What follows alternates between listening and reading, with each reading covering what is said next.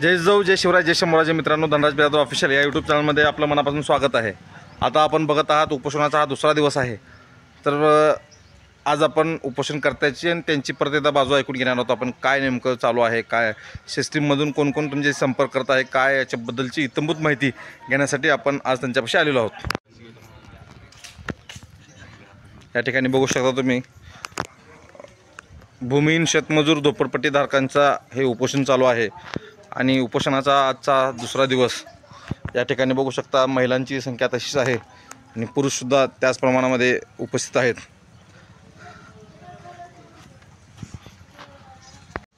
शिंदेसाहेब, आज उपोषणाचा दुसरा दिवस आहे. काल दिवसभरामध्ये कोणी कोणी आपल्याला भेटायला आलं होतं? काय प्रशासनाच्या वतीने काय सांगण्यात आलं? काय काल फक्त एक नगरसेवक ग्रामसेवक येऊन भेटून गेले. त्यांनी फक्त आम्हाला असं सांगितलं की का तुमचे कबाले डुप्लिकेट आहे ती काय असं सांगितले गेले. त्याच्यानंतर काय आम्ही 2-3 कबाले त्यांना दाखवलं. काय जिल्हाधिकाऱ्यांच्या सह्या वगैरे सर्व दाखवलं त्यांना. मी बिल प्रिंटआउट दाखवलं त्याला जिल्हाधिकाऱ्यांचं. ते बघून ते 2 कबाले घेऊन ऑफिसमध्ये गेले. त्यानंतर काय चर्चा केली काय नाही हे काय माहिती नाही. परत त्याच्यानंतर कोणी इकडे आले नाही. आज 12:30 वाजले तरी अद्याप अजून कुठलंही प्रशासन किंवा ग्रामपंचायतचे कोणीही भेट द्यायला आलेले नाही. या ठिकाणी आंदोलनात बघू शकता आपण महिलांची संख्या पण खूप आहे. कधीपासून बसला इथं? मग आता किती दिवस बसणार आहोत? काय कसं आहे?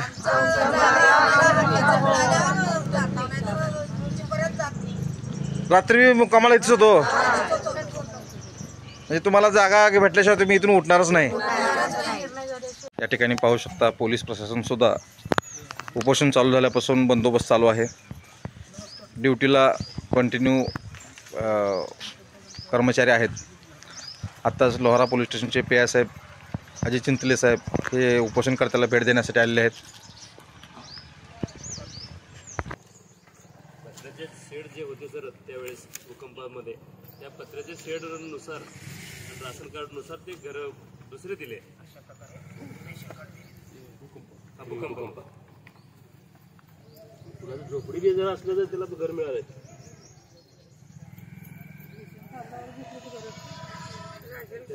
आता सातबारा जे आहे ते स्वतःची जमीन जी आहे तो 1 एकर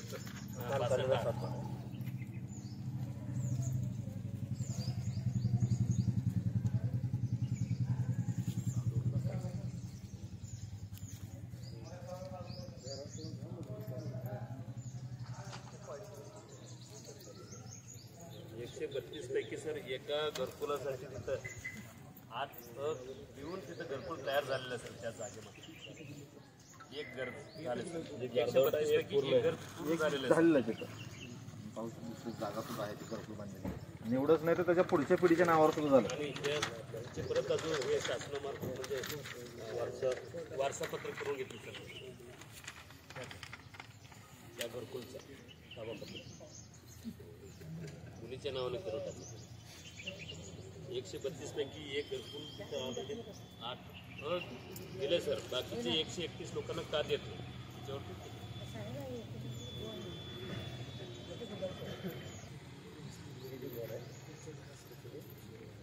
सुखदेव शिंदे आणि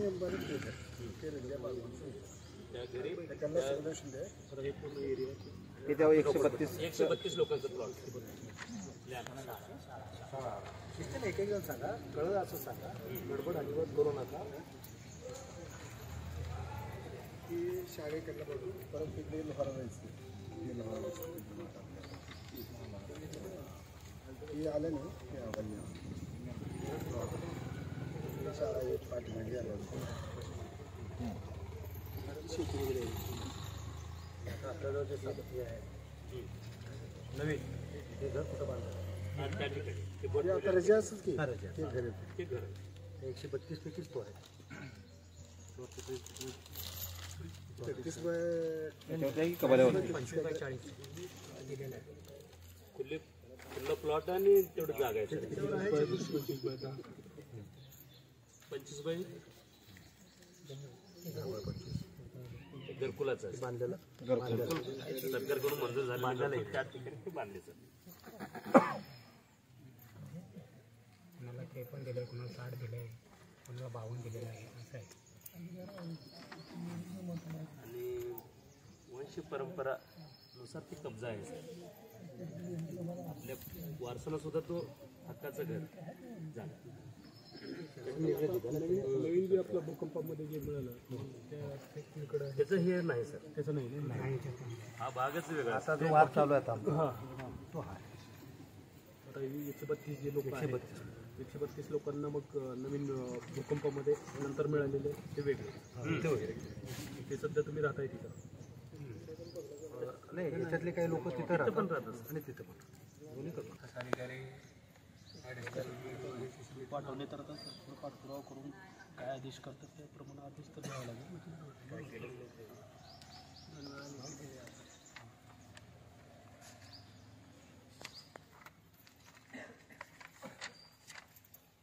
आता सगळ्याला ती पाहिजे असं.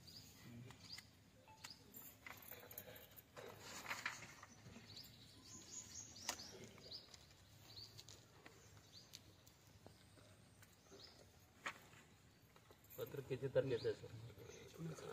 त्यांना पाठवलं 16 नंतर एक आहे ना आता 7 ग्रामसेवक साहेब विचारू तुम्ही म्हणलात की ही जी जमिनी आहेत त्या टोटल तुम्ही वन खात्याला वर्क केलात. तशा प्रकारचं पत्र आहे का तुमच्याकडं आणि वन खात्यानं ते घेतलंय आणि ते किती घेतलंय ते आहे का?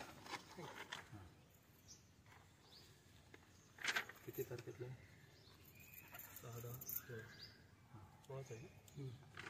16 आहे आणि भूकंप काय झाला असेल आणि हे जे तुम्ही दिलात ग्रामसभा घेऊन दिलात का कसं दिलात म्हणजे आदेश काय होते शासनाचे आदेश तर शासनाचा आदेश दाखवा. हे पत्र भूकंप पुनर्वसननं भूमी अभिलेखला लिहिलं साहेब. भूकंप पुनर्वसननं भूमी अभिलेखला पत्र लिहिलं आणि ही जागा तिकडं वन खात्याला द्या म्हणून लिहिली. किती भूकंपग्रस्त भागा लाभार्थ्यांना नवीन गावठाणातील भूखंड व घर मिळतात. संबंधितांनी जुन्या गावठाणातील भूखंड शासनास प्रत्यार्पित करणे अभिप्रेत आहे आणि हे 26 हेक्टर 47 आर जेवढीतलं दिलं. पण ही नोंद 7/12ला नसल्यामुळं की ह्याच्याकडं कुणाचंच लक्ष नाही. 26 हेक्टर कुठंपर्यंत जरा थांबा त्या पत्रावरच चालत नाही त्या जी आरवरतीच चालू तुम्ही जे समोर करतो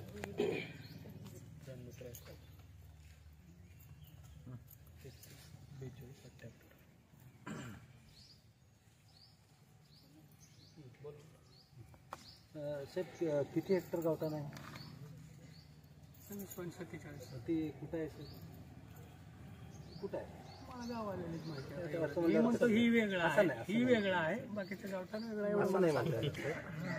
काय तुम्ही जे म्हणता की नाही की 26 हेक्टर दिलेलं आहे तर ते 26 हेक्टर कुठं आहे ह्या क्षेत्राच्या वेगळा आहे एवढं मला माहिती आहे, बाकीचं नाही सांगता येत. कारण हे 7/12लाच होतं ना शेत. ते सर्वांसाठीच आहे पूर्ण भूकंपग्रस्त भागासाठीच आहे 52 गावासाठी नाही 52 गावासाठी त्यातल्या जेवढीमध्ये एक तुम्हाला क्षेत्र दाखवत आहे की एवढं क्षेत्र होतं काय तर ते क्षेत्र नेमकं कुठं आहे एक आणि जेव्हा आमचं म्हणजे गाव होतं काय त्यावेळेस आमच्याकडं शाळा होती आमच्याकडं मंदिरं होती आमच्याकडं घरं होती काय त्यातल्या सगळ्यांचं पुनर्वसन ह्या ठिकाणी झालेलं नाही हे तुम्ही मान्य करता किंवा करत नाही सरपंच बोलवा. नाही नाही तुम्ही सांगायचं आज जरा 2 मिनिटं 2 मिनिटं कारण याच्यापूर्वी आपली चर्चा झाली सर की तुम्ही जे बोलता ते चुकीचं आहे तुम्ही जे जी आर दाखवता आम्हाला तोही चुकीचा आहे तो पर्टिक्युलर जेवढीसाठी नाही आहे तर टोटल भूकंपग्रस्तांसाठी आहे काय आणि तिथले घरं मिळाले की आम्ही तिथली म्हणजे जागा मोकळी करून द्यावं एवढंच त्याचा उद्दिष्ट आहे तो आपण शासनाकडे कसं वर्क करायचा काय करायचा त्याचा कुठे विषय आजपर्यंत जेव्हाही शासनाला जागा लागणार आहे त्या वेळेला ग्रामसभा घेऊन आपण ती जागा त्यांना देतो की आमची हरकत नाही आहे मग ते कुठल्या प्लॅन्टला द्यायचे असेल आजही जुन्या गावठाण जो आहे 27 हेक्टरमध्ये सुद्धा 26 हेक्टरमध्ये जर शासनाला लागत असली तर आपण ग्रामसभा बोलवून त्या जागेला म्हणजे तिकडं द्यायची आमची काय हरकत नाही असं देत असतो म्हणजे मूळ मालक ही गावच आहे एक आणि 7 जागे असताना देखील तुमच्याकडे नोंद आहेत की की पर्टिक्युलर एक माणूस व धनंजय बिराजदार त्याच्या नावानं 4 जागा आहेत, परंतु त्याला एकच जागा मिळाली इथं, बरोबर. हे जे पुनर्वसन झालं आहे ही एक स्कीम होती, शरद पवार साहेबांनी काढलेली एक स्कीम होती की आपल्याला भूकंपग्रस्त लोकांसाठी त्यांचं परत एकदा पुनर्वसन करायचं आहे म्हणून जागेत. मग ते जागे कसे द्यायचे?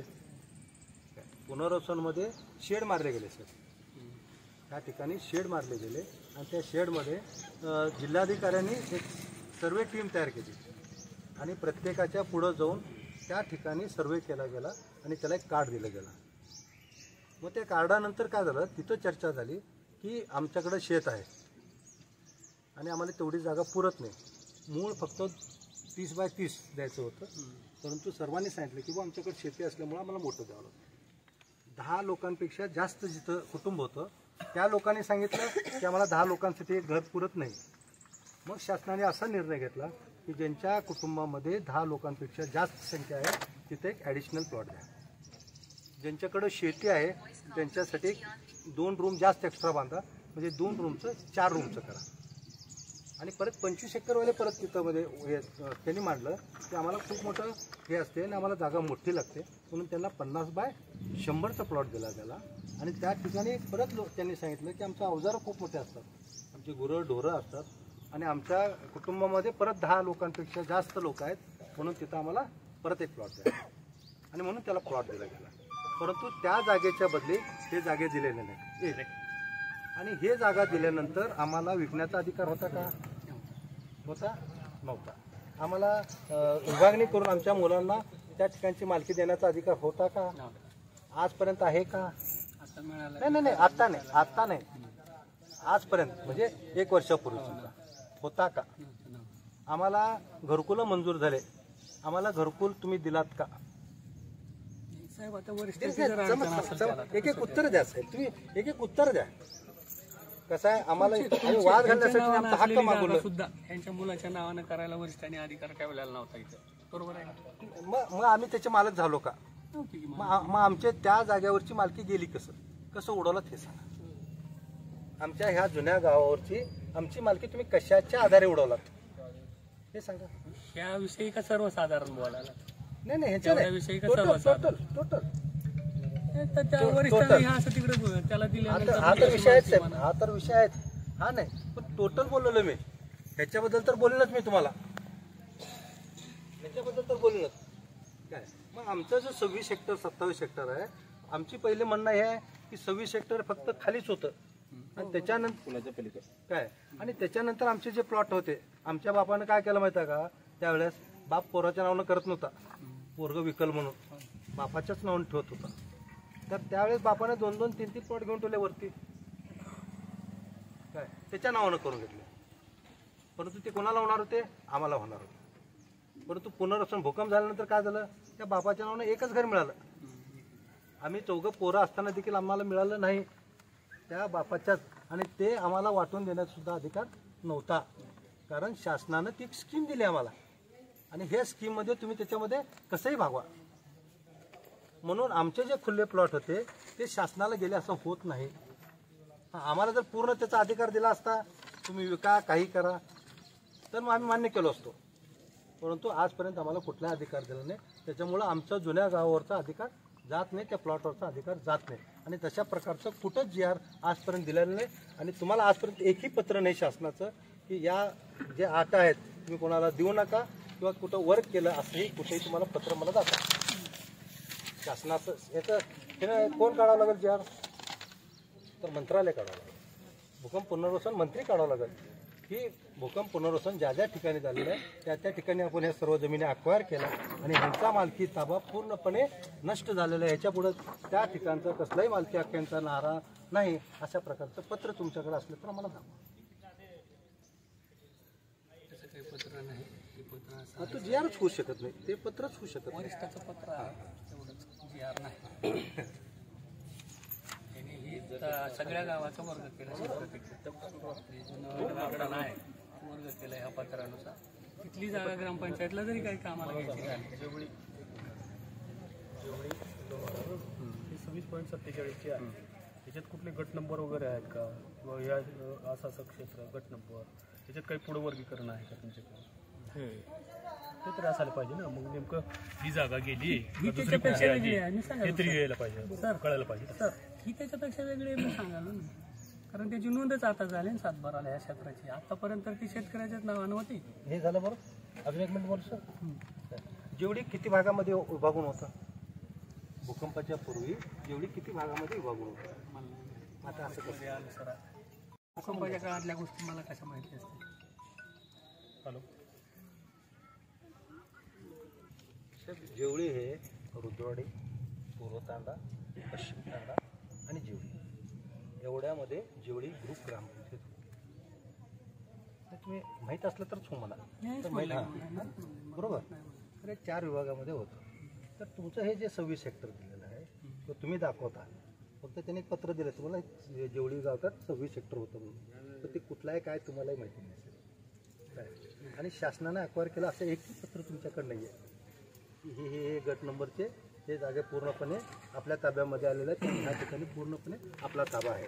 असं कुठेही याच्यामध्येही नाही त्याच्यामध्येही नाही. आणि अपेक्षित आहे त्यांना की, कारण का माहीत आहे का, जेव्हा भूकंप झाला त्यावेळेस पांढरी मातीमध्ये जास्त नुकसान झालं. प्रत्येक गावामध्ये 50-60% लोक मेली. आणि तिथं शासनाला हे अपेक्षित होतं की इथून यांचं जे पुनर्वसन आहे ते कमीत कमी 5-6 किलोमीटरची हा ड्रॉप जिथं आहे त्या ठिकाणी करावं असे अपेक्षित होतं काय. आणि त्या पद्धतीनं झालं. परंतु जेवळीचं पुनर्वसन हे सगळ्यात शेवटी झालं. जेवळीचं पुनर्वसन कॅन्सल झालेलं होतं तुमच्या माहितीसाठी सांगतो. आणि परत आमच्या सर्व पूर्ण टीमनं पूर्ण दिल्लीपर्यंत भांडून काय ह्या ठिकाणचं पुनर्वसन आम्ही करून घेतलं. करून घेतल्यानंतर दिल्लीची एक टीम आली की या ठिकाणी व्हाईट मड म्हणजे मऊ मातीचा थोडा भाग आहे आणि बाकीचं जे पोर्शन आहे ते हार्डमध्ये आहे. आणि या ठिकाणी त्याच ठिकाणी पुनर्वसन करायला काहीही हरकत नाही अशा प्रकारचे एक सर्वे केला गेला.